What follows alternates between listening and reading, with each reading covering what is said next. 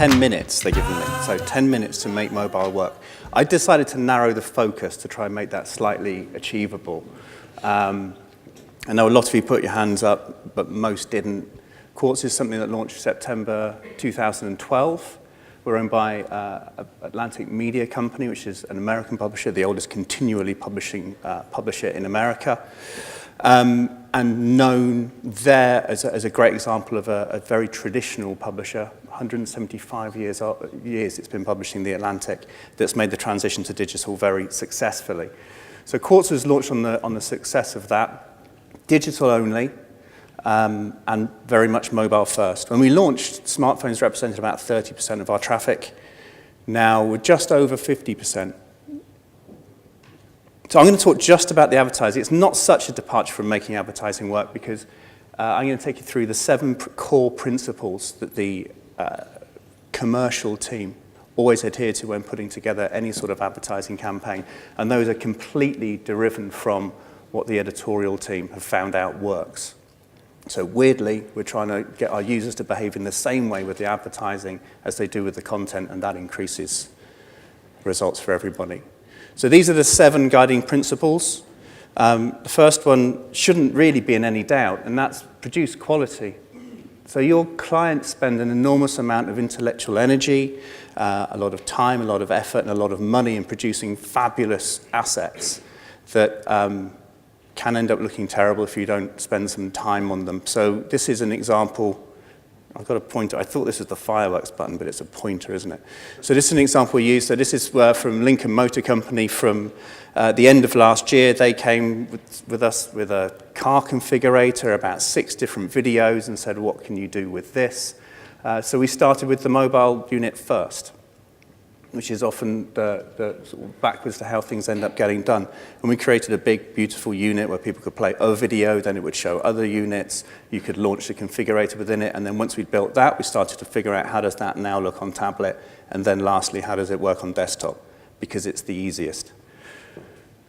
We do 2 basic units, those big display units, and we also do native units. There was a few comments, I'm sure native's going to be talked about a lot more. These, we call them bulletins, they're our sponsored content units. Sponsored content needs to work even harder than advertising to stand out because it's competing with the other content that it's appearing next to that's been produced by your editorial team. So we try to work as hard as the editorial team do with this. This is an example from US Trust. They're not trying to sell investment products here. They sponsor something called the Aspen Ideas Festival. This is a huge 4-day festival in Aspen, Colorado. Heads of state, great thinkers come over, and they wanted to publicize their association with it. So we did what the editorial team do at things like this, is we got hold of a lot of data about the festival, started to build from the code up. We have a team of about 32 people who create these units, all the commercial team. There's a thick wall between church and state. And then we create this beautiful interactive chart that generated a huge amount of interaction from guys at Thomson Reuters. Andrew Bennett, global CEO at Havas, tweeted about it. And if you can produce that kind of interaction with the units, clients get really, really pleased. Be relevant. If you're mobile first, then you are usually social first. They go hand in hand. And that means that someone's come to you largely because, or most likely because they've clicked on a social media link, a friend sent them a hypertext link on an email or whatever. So we try and make sure that because they've come in via either direct to this or to the editorial stories around the day, that the sponsored content changes appropriately as well. So this was something that was going on during Davos a couple of weeks ago. And again, there's Jonathan Perlman saying what a wonderful thing it is. Respect habits. Habits, you cannot break habits. So you have to learn what your users' habits are and then adapt what you produce in order to best get the results from them. One of the habits we know that a busy global business executive has, and we know this from surveys we've done and from surveys other people have done, is that they really like their morning newsletter. The morning newsletter that tells them what happened while they're asleep because they're paranoid they've missed something already.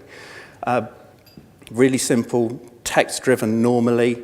So we put a little unit in here. It's 300 characters. It has a text link. That's all it does. But because it's absolutely part of something that is habit-formed, people respond very positively to it. I'd say this unit, this little text unit that we have on our newsletter, probably consistently is our highest performing unit in terms of click-through rates. Iterate.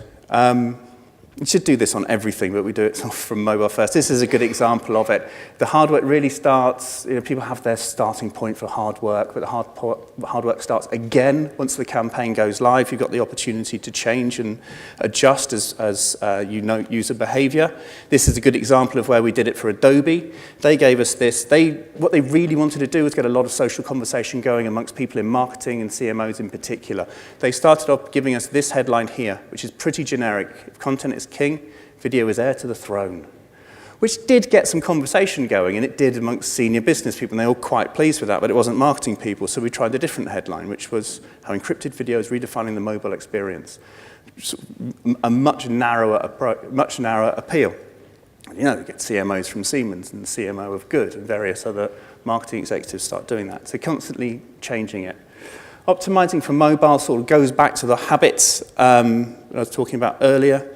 You learn how people would interact with units. What we found was video units particularly do well on mobile. So we decided to create a much richer experience. So that was our old unit size that we had. I love this thing. And just that we could create a much richer, high-quality environment where people recall ads and interact with them, but still in a way that you don't get false clicks because of people's fat fingers, so there's only certain hotspots in there that will work. And you won't be able to see, I don't think. There we go. The video's not going to start. Oh, I'm going to have to do this for you. So this is a video that shows you how some other ways in which you should optimize or realize you're on mobile now, so it should work differently. This is a unit we did for GE when we launched Quartz India. This unit falls in between editorial pieces, as most do, but the way you navigate it isn't just by a simple click to open up things. You navigate by switching left and right, because that motion is now a typical habit of people once they're using a mobile device. So watch how people are doing it, allow them to tap, swipe left to right, that kind of motion, put that into your ad units. What's nice for social, I've already said it, it's potentially a cliche, but it's entirely true, as most cliches are. Mobile is social, and so let's make sure that we are talking to people in a way that they want to share and a way in which they can then discover. So we always put persistent share tools at the top, and we also put them at the bottom of everything. And WhatsApp got mentioned earlier. You had one of the 23-year-old marketing assistants says, why the hell won't we have a WhatsApp button at the bottom of that? And none of the rest of us over 40 had even thought about it at that point. So we added in a WhatsApp button, which got noticed by people. A quick stat, I can't share many things that were privately owned, but there was a campaign we had recently where for every 3 shares on Facebook, which drives, as most publishers in the room, is driving most of the traffic now, we got 2 shares on WhatsApp.